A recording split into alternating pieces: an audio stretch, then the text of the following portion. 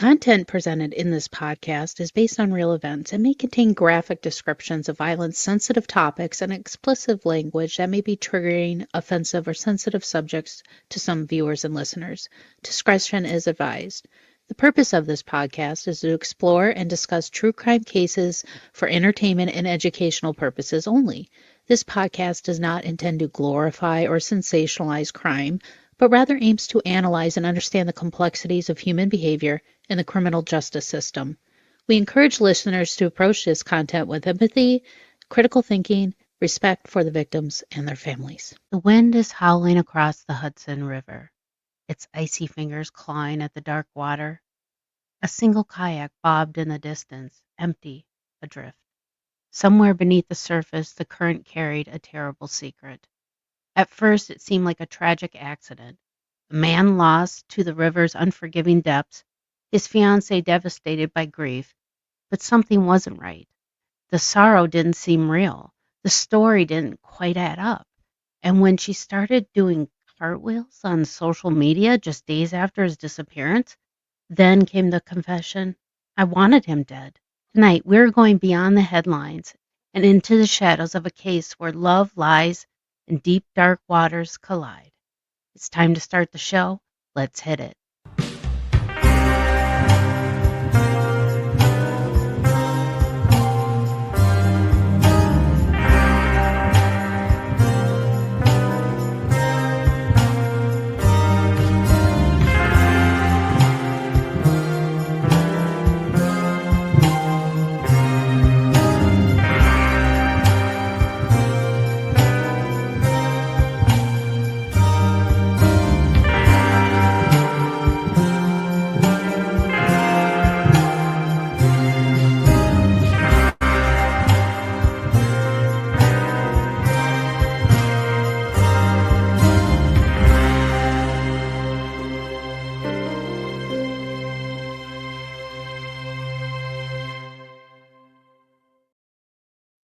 Hi, and welcome to another episode of Mysteries, Mayhem, and Merlot. I am your host, Winnie Schrader.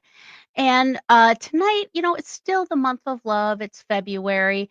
And, you expect to go on a romantic kayaking trip, depending on where you are. But this case happened to be on the Hudson River. And it was a perfect afternoon for an engaged couple to have a lovely afternoon kayaking and just enjoying the outdoors. But when Angelika and Vincent were kayaking, Vincent had an unfortunate accident and he drowned. Now, Diane Fanning wrote the book Death on the River, Fiancee's Dark Secrets and the Kayak Trip That Turned Deadly. And she's going to come on and help us figure out this case because this one, it's very convoluted. It's kind of one of those, did she really intend to do it? Was it an accident? And that's why I wanted to have her on because this case is kind of, it's very muddy when it comes to uh, guilty or not guilty. And Diane Fanning, she has written so many books. You've probably seen her on many true crime documentaries. She's been on ABC, HLN, and all those kind of shows. So welcome to the show, Diane. Thank you, Winnie. Good to be here with you today. Okay, so Death on the River. As I was looking through this book, I'm like, how did they come to think that she was possibly guilty of causing the death and not looking at it as just an accident? So maybe take us back to the beginning of this story where Angelika and Vincent meet and how things grew to the point where one of them passed away on a vacation. Angelika brought a long history of unsatisfactory relationships with other men to uh, her relationship with Vinny. Vinny, too, had had one marriage that ended up in divorce. Uh, mainly because of his financial irresponsibility. Okay. But they were coming together with kind of the odds against them being able to make it work. But it seemed like they were in love. Okay. And Vinny's main problem with money was that he wanted to help people. He was the Mhm. kind of guy that would literally give you the shirt off his back. He Yeah. would pick up bar tabs. He would, if somebody had a problem and didn't have the money to repair a car, he would be there giving it to him. So it ended up, he made himself be financially difficult in large part from helping others and from being the life of the party. Yeah. Now, and Angelika was kind of, she had a different view of men. I think it seems from the start that her view of men was that they were supposed to take care of her and she really wasn't supposed to have to work. And Oh. maybe it's because she was from Lithuania, that was so, seemed to be so strong. But she came over to the United States as a nanny, and Mhm. she she met the guy who came to repair the furnace, and was off and running with him. And then when things didn't go as she thought they should, she ended up going and living in a park in a tent with this other guy, and that didn't work out real well either. And and Living in a she tent. she married probably a really stable guy who actually had a regular job and a business of his own. And at that time, she was working at the Franklin Delano Roosevelt Library, digitalizing the content in the library, and Okay. in her spare time, that took her away from home. So in her spare time in the evenings, she was all alone, and she started hanging out at all the live music venues in the area. And there's quite a bit of them up around Poughkeepsie. Okay. And but she apparently got tired of this other guy she was married to, and one day when she knew he was out of town, she went, got all of her stuff out of his house, and a lot of his stuff too, including toilet paper, and loaded up her car and came to live in with this guy who hadn't invited her to live with him, and was very surprised when she showed up at his door. But anyway, she did that. So she was kind of cavalier with the men. But with Yeah. Vinny, it seemed like she was ready to be serious. Okay. But Yes. her Like idea, it's almost yeah, yes. It's like she almost like knew like, okay, this is the one that's gonna help me get through life. It's like, yeah. So it's like all the other ones. She's like, oh, this one's not gonna work out. She's just trying to find yeah. that perfect man. And Vinny was because of his generous nature, Uh-huh. he was really open to it. And she was a petite young woman. She was very bubbly. She was Mhm. really into working with rescued animals, and she spent time volunteering at rescue sites. uh, so she was outwardly, she had a lot of heart, Mhm. and but she really didn't like working, and she kept losing one job after another for things that she did. And some of it was just, instead of waiting tables, she'd get up and start singing with the band, and that was okay in slow times, but they she didn't keep it in slow times completely. Yeah. But yeah, and she really didn't think she should have to work. And the big bone of contention that came up is she wanted to have a wedding in Lithuania and a party on the Hudson River. And Vince was saying, I can't afford all of this, particularly Yeah. if you're not working. Right. So, yeah, so that was a bone of contention. So it was like things were not rosy in the household at the time. Okay. Gotcha. Well, yeah, and I mean, it's like she was just clueless. Like you don't you don't just use people like that. You don't toss a people away like that. You don't just. throw this onto people and be like, well, I want this and I want that, and not do anything to contribute. Yeah, her perception of uh not knowing your place, but when you're a partner with somebody, it's got to be a 50-50 thing. It can't be just Yeah, 100% one way. And maybe it is like that in Lithuania. I have no clue. So now things But were a bit rocky. the Oh, go thing ahead. of it was, is she was so unrealistic. I mean, she didn't take into account poor Vinny. He lost a marriage over financial trouble. He'd been Uh-huh. bankrupted. And now she wants him to take on all this other expense. Right. It was rather self-absorbed. Yeah, very selfish sounding. Yeah, just that gross, superficial people just drive me insane. Yeah. But so like things are a bit rocky now with them because of the whole financial situation. What was kind of the status of the relationship leading up to the incident on the Hudson River when they went kayaking? Vinny had given her an ultimatum. He Okay. said, "You have to get a job or we're going to have to put off the wedding." Okay.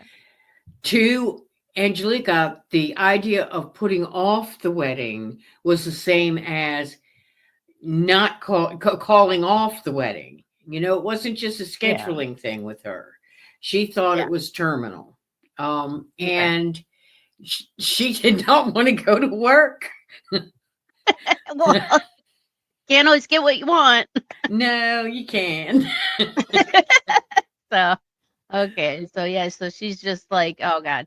I'm sure her temperament at this point is just outrageous and just being like a spoiled brat. I'm sure I can just sense it with her. But okay. So, that, things, he gave her an ultimatum. So, that obviously probably threw her more over the edge of not wanting to work, and thinking this guy is cheating her out of a life that she wants. Apparently, she wants a champagne life on a beer budget, but so When somebody and else's beer budget. Yeah. right, somebody else's beer budget. So and it does seem like this is she's very it seems like her motive is very financially driven. So that's kind of helping me figure things out with this case. So now, with her being temperamental and him giving an ultimatum, what made them want to go on this trip together? It seems like, wanting to save money and things. Why go on a kayaking trip? Well, the kayaking trip didn't really cost anything. They already had the kayaks. Oh, And okay. So it wasn't like a there was venture no out. charge to get on the river. And Okay. I think they were trying, both of them were trying to put some of the carefree back in their relationship because things had gotten tense. And I think they were both working on making it all work out and get back to where they once belonged together. And at least I see that as Vinny's idea of why Mhm. they were going on this trip. It's not quite so clear with Angelika. Mhm. Um, she, for some reason, before they left, she'd removed the plug from his kayak, and she also got removed the clips that hold the oars in place. Oh. And why she did this is not certain, Mhm. but she wasn't really. This is where it comes really hard because Mhm. it looks like it would have to be an accident or else it would have to be premeditated murder, but I don't think it was either. Okay. And okay, so she removed the plug. What was her reasoning for removing that stuff from the kayak? She didn't have a reason. I think the only thing she said was something that the cat liked to play with it. I mean, If the cat liked to play with it, that's fine. You put it back before you use the kayak again. Well, right.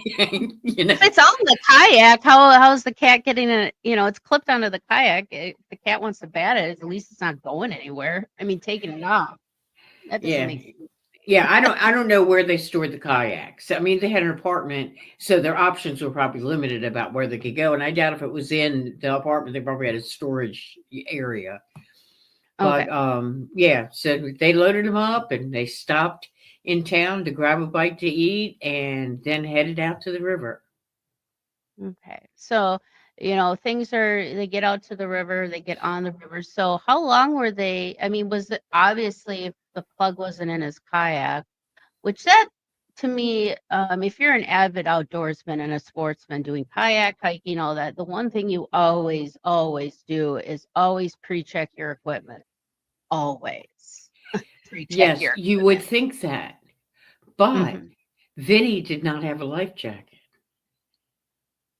Oh, She no. did. Why? But there was only one. It was Vinny's life jacket, but there was only one.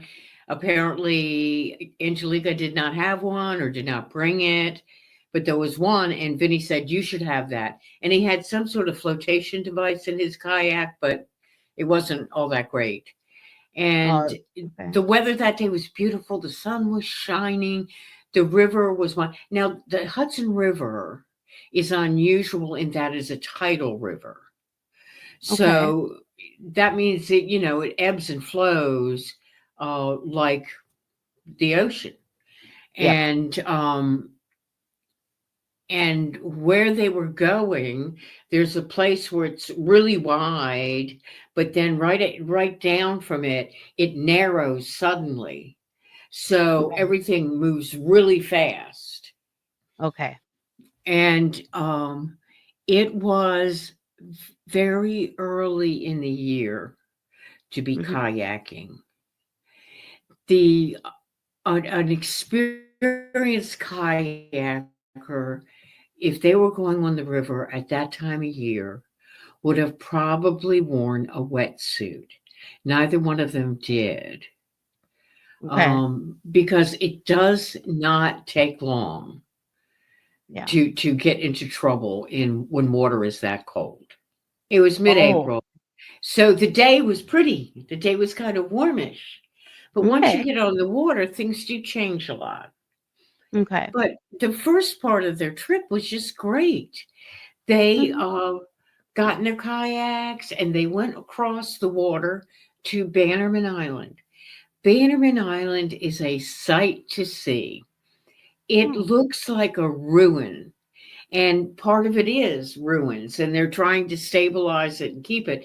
But this man who had collected all this, Bannerman was his name, he'd collected all this World War I and II weaponry from the war, and he had a warehouse in New York City, but he had like 30 million shells that he couldn't store in the city. So he brought them out to this island and he built an armory to hold them. Oh, cool. So it was this huge armory, which now like walls have fallen in and stuff, but there's a garden there because he also built a residence. And so there are people that are just in love with this island and are trying to restore it and maintain the ruins so that they don't deteriorate anymore. And they do gardening there, and there's just beautiful gardens there. And so that's where they went out to. And the thing of it is this was a place where Angelika volunteered her time. She helped out with the gardening there. But nobody is supposed to go there unaccompanied. So she contacted the volunteer manager, but did not wait long enough to get a response and just went out there because, well, she had a sense of ownership of the place because she put so many hours in. So they Right. went out there, and she had brought along some bathing suits and stuff to do some modeling. And Vinny was taking pictures of her traipsing around on the island. And then suddenly, this storm came up. And storms can get real rough up there. I mean, one of Mhm. the mountains is called Storm King Mountain. So what does that tell you? There's Yeah. problem. Yep. It's So yeah, so they got ready to go back, and the water was insane. It was churning. It was nuts. And at first, Vinny's on that water and he's having a blast. This is like a kid on his first little mini race car going around the track. He was having a yeah. blast. But he did not realize how totally dangerous it was. Okay. Okay. So now where is she at? Is she in a kayak too at this They point? they both have Oh, kayaks. She has a red one, okay. he has a blue one. Yes. Okay, so they're back in the water. They're done off on the island taking the pictures. So Hmm. are they trying to like get ahead of the storm so they can get back, or are they obviously They're in the middle of it. They're okay, right in the middle of it. And they are trying to get across as quick as they can because it's not okay, a good place to be. What okay. was So a fairly placid river when they went across was now a disaster.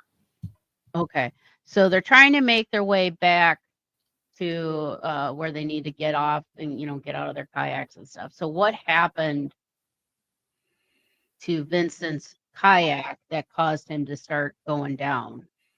His kayak flipped from one of the waves, Okay, and when it flipped, he fell out of the kayak, and okay, he was holding on to it. But the water temperature was so cold that his limbs started getting numb, and he hmm started having trouble breathing. That cold water presses on your chest, makes it hard to get a breath. It's a hypothermia situation, hmm and he's struggling. And Angelika pushes his paddle away so he can't grab it. And she just sits in her kayak and watches for 20 minutes. She does not pick up her cell phone and call for help for 20 minutes. What? Wow. Yes. And Oh, then when she calls and she looks over to where she knows the boat will be coming from to rescue, when she sees it on its way, she overturns her kayak and puts herself in the water so that she mm, looks like she's a she victim of an accident too.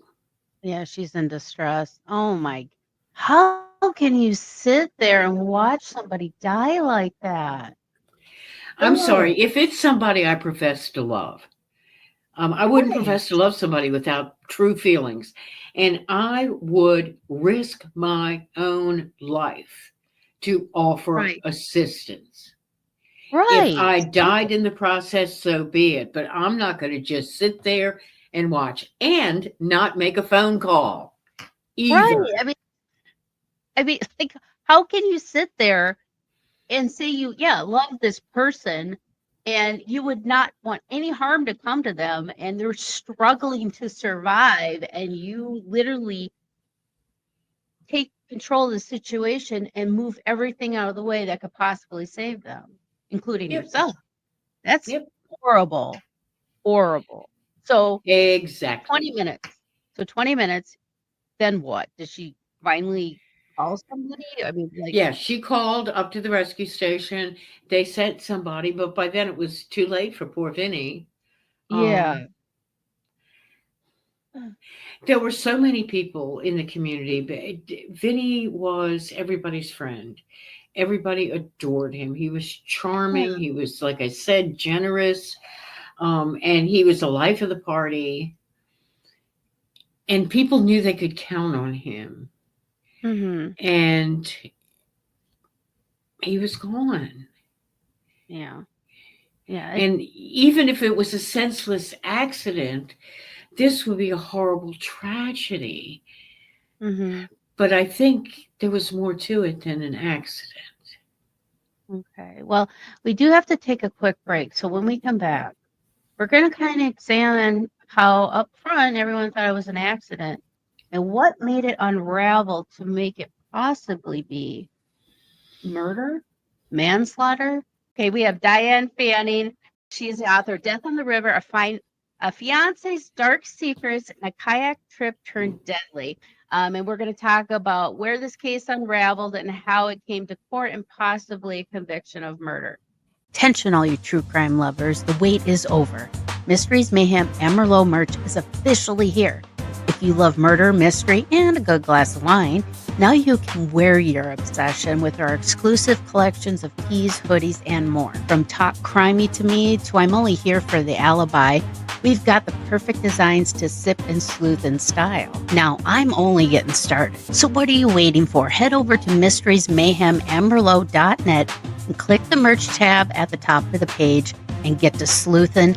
Don't just get your fix by listening to true crime. It's time to start wearing your obsession too. Okay, and we're back. We have Diane Fanning. She is the author of Death on the River, Fiance's Dark Secrets, and a Kayak Trip Turned Deadly. And before the break, we were kind of talking about, like, how did this case turn from an accident up front on the surface to possible murder? So, he drowned and died, with hypothermia and everything in the river. And then she was obviously rescued. So what happened once she was brought back and things, police investigation on the accident, what started unraveling there? Well, she didn't act like she was too bothered by what had happened. She started selling his stuff right away. I mean, even to people who were actively searching the riverbanks to try to find his body. And she was at his mother's house, and she was in the backyard in a full view of the whole family through a big window, and she did cartwheels in the yard. Somehow, I know everybody grieves differently, but that does not seem like grief to me. She related to Casey Anthony?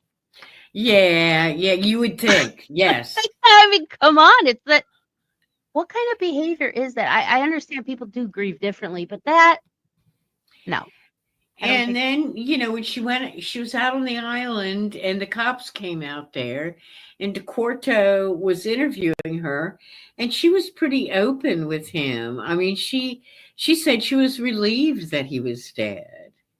That is the stupid thing I've ever heard. What? Yes, relieved. And she started bad mouthing him about, he expected her to work, and and then she started talking about how he was trying to force her into a threesome with another woman. Mm-hmm. And I talked to a woman who was a friend of Angelika's, and they had a conversation one time. And she said, I told her that all the men in this area of New York, all of them want to have threesomes with two women. Now, is that what gave her the idea that that was a good thing? I don't know. But she really did not act at all distressed. And she was very ambivalent about the fact that he was dead. And it just did not sound like it was possible. Then they discovered the kayak plug and the clips for the oars, and all of it started looking like this is a woman who may have engineered this. And they started investigating it and getting deeper in it. And then, of course, there was a lot of media involved. So an expert came on one of the big news shows showing how that the kayak would not fill with water with that plug missing. But they didn't bother to show how when the state police did that experiment, it did fill with water. I mean, you were talking about storm-like conditions out there, and they are going to be different anyway from just a regular test. So it was a lot of a mess, and raising its ugly head in the midst of all of this, of course, was the life insurance policy. Oh, yes. And Share of course, she wanted the $100,000 life insurance. Of course. But who wouldn't? Yeah, she was just so cavalier about the whole thing, and it was like she was posting all these pictures. There was a goodbye to Vinny thing, and that the friends of Vinny put on, and she was there swanning around like she was the star of the show. It really bothered people that saw it. And so her behavior, her post Vinny's death behavior was troubling. But when you look at what she did in advance, you look at her expressions of wishing he was dead, and you put it all together, and suddenly you get to a situation where it's very easy to believe that she had something to do with it. Now, if you look at premeditated murder, well, to me, that's kind of difficult to prove because there was so much that was out of her control. Right. She did not know that the weather was going to turn the way it did. Maybe she suspected it, but she did not know. And I don't think if she knew that she would have been in that kayak like that. So, right. I don't think she had any intention of risking her life. I think that Angelika Graswald was an opportunist.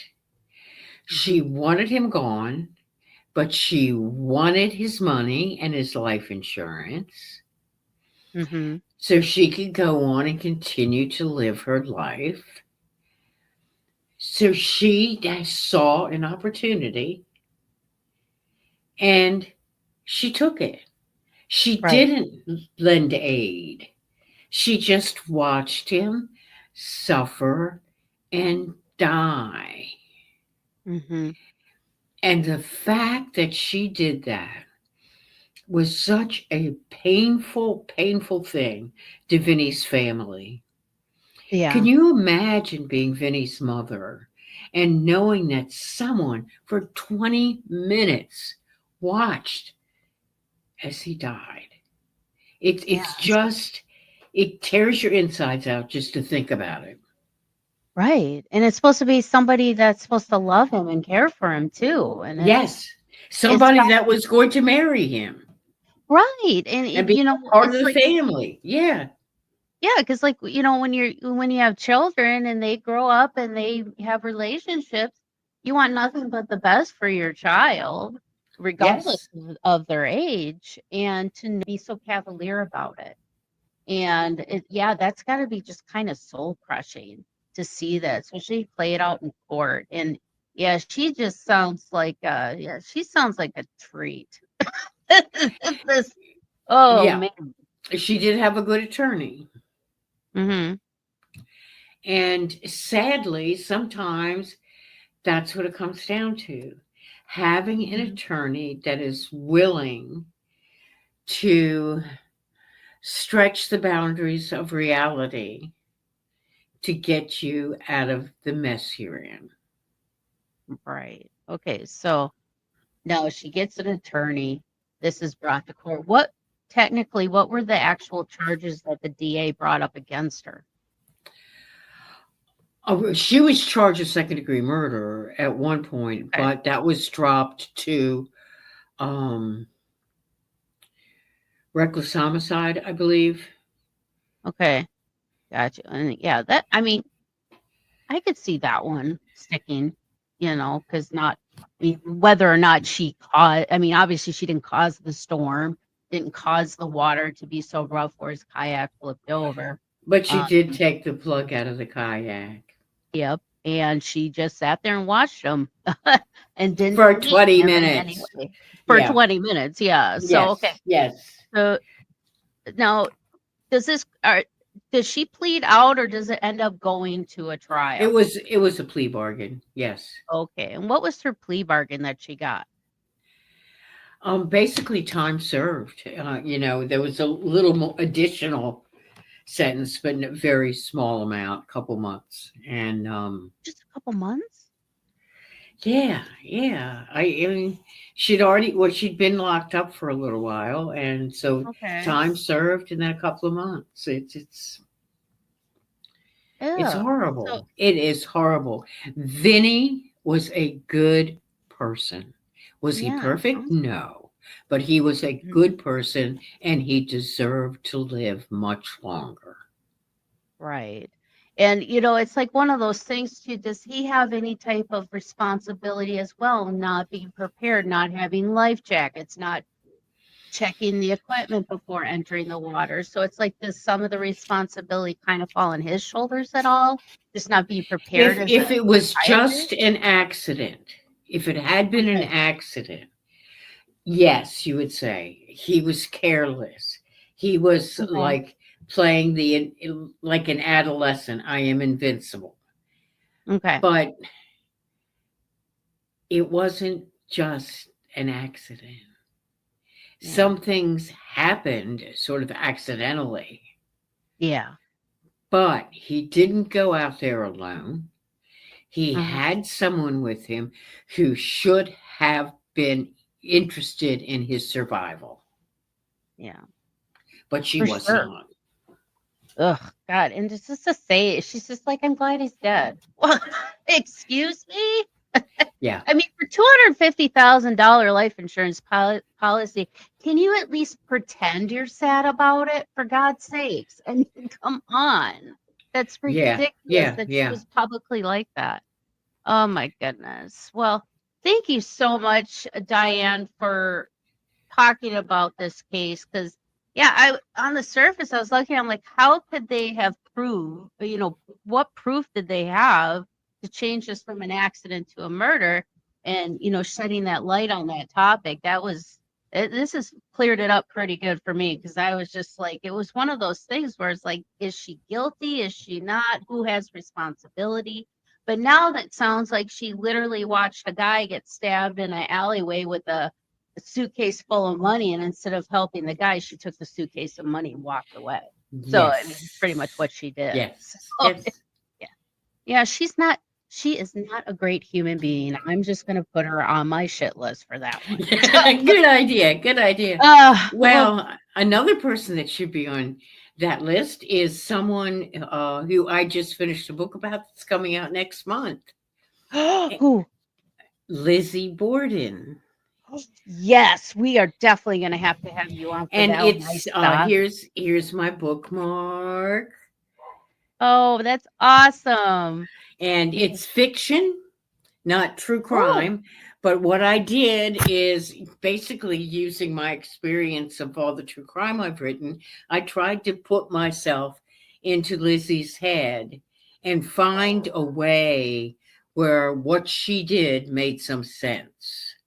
Wow, that's awesome. Yeah. And my husband just a few years ago, he did the Curse of Lizzie Borden episode. It was a shock doc that they did on Travel Channel. And, you know, Lizzie Borden case, you got true crime, but then you got a lot of paranormal stuff tied to it as well. So I love the Lizzie Borden stuff, and I love how people are taking new ideas and aspects to tell the story, but to have a different look and an insight, I find that very interesting. I'm definitely going to have you on, because I do like to have some of these true crime elements as a more narrative and fictional way, because it helps the readers absorb the story better, I think, because they can relate to the story more. And so it's going to be interesting. I'll definitely have to have you on that. My tagline is, you don't need to be a feminist to feel the rage. Ooh, I love it. We're definitely going to have you on for that one, Diane. Well, thank you so much. And yes, you guys did see the app, but make sure you check out my merch tab on mysteriesmayhemmerlot.net. Yep, I finally got my true crime merch, so go ahead, check it out, and happy shopping. And I will see you guys all next week. Thank you for joining me for another episode of Mysteries, Mayhem, and Merlot. And until our next case, my armchair detectives, stay safe, stay vigilant, and stay aware. I'll see you right here next week on Mysteries, Mayhem, and Merlot.